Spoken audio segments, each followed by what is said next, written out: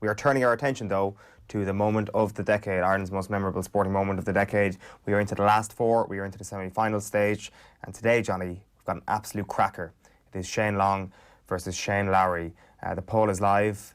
Two heavy hitters. We expected the two Shanes to make it to the semi-final stage. They've duly delivered on that promise and roared into the last four. Who have you got? Yeah, football is our biggest sport, but at the same time, beating Germany at home, as great as it is, it doesn't compare to Lowry winning the Open. But I would go with Shane Long, because we beat Germany at home. It was... we don't beat good teams at all anymore. The only win against a good team I can remember was the French game in Paris, which ultimately ended in defeat, but we did beat them over 90 minutes. Apart from that, in many years, I can't remember a good team we've actually beaten in a competitive game, and that Germany game was the outlier. We've gotten some good results, like beat Austria away under Martin O'Neill, got some good... Wales.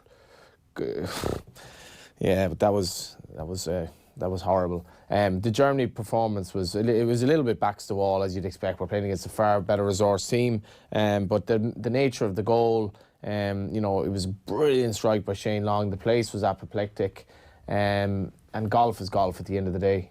Golf is not the people's game. Football is. But Shane Lowry is the people's person. Shane Lowry's an absolute champ. That's the only thing you would different. say. Yeah, Shane Lowry is definitely the people's person. I don't know how the voting's going to go on this, because I really have little or no interest in golf. So, but I suppose on social media, whenever there's like a major, one of the Masters is on or whatever, there seems to be enormous interest in it. I don't know golf. I'm extremely bad at golf. I tried it once. I was shockingly bad. And so football is kind of my main sport, and I'm going to go with Shane Long. Also because we've had so little to cheer. The Ireland-Italy game to me is complete bullshit. That Italy had a half a team out that they couldn't give a damn. We qualified from our group. We did, but we qualified for the last 16 in the Euros. Big deal. Bloody hell! I mean, that shouldn't be something to be really, really celebrating, considering Italy did not give a damn that night. We didn't get to the last 16 of the Euros since 1988. We didn't back in the days when it was... Oh, sorry, that was in the last 8, really, technically. 8 teams, yeah. We never got to 16-team Euros. Yeah, and we're struggling in this one as well to get there. But I think we've been used to being pretty poor in Ireland in terms of football, but that win was an exceptional achievement, to be fair, to beat Germany. So... Also, it was a great goal. It wasn't one of these scruffy goals. It was a long ball. It was an unbelievable finish. So I don't know how it's going to go, though. How do you think it'll go? I think Shane Lowry wins this. I think Shane Lowry is a better sporting moment. I think Katie Taylor's going to beat him in the final. I think that was... and will edge it in the final. But I can't be confident in that. As I say, this is a vote for a moment. This is about how you feel. And I think there are two very different emotions when you compare these two moments. One is pure ecstasy that Ireland had just beaten Germany, and that goal is insane. And there's an instant hit to it. Whereas with Shane Lowry, there was the entirety of the Saturday, which is a very serene, pleasurable experience, and kind of thrilling as well to a certain point. And then just the joy of the Sunday. I'm not sure serene, pleasurable experience has ever been used in 3 words together before. Serene, pleasurable. Bit of a oxymoron going on there. Not at all, actually. One can derive pleasure out of serenity. Yes, 100%.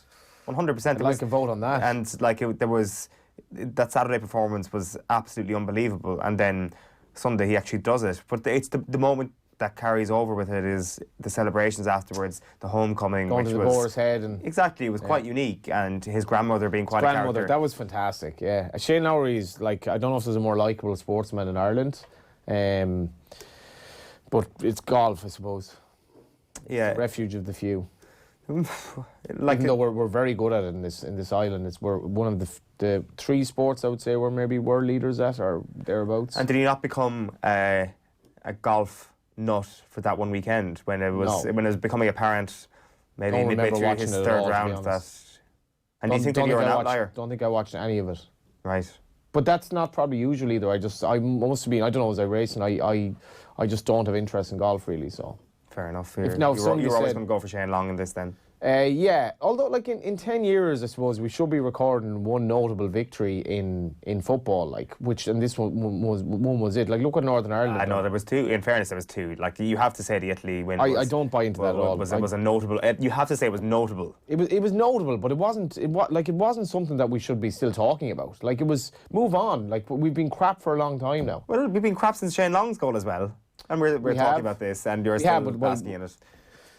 Yeah, we're talking about, but like we've been crap for longer after Long's goal than we've been crap for longer after Robbie Brady's goal. We celebrated 1990, where we played horrendous football and didn't win a game in the whole World Cup, and basically tried to bore our way to the. Granted, we were punching a bit above our weight, but we have to have higher expectations of our team.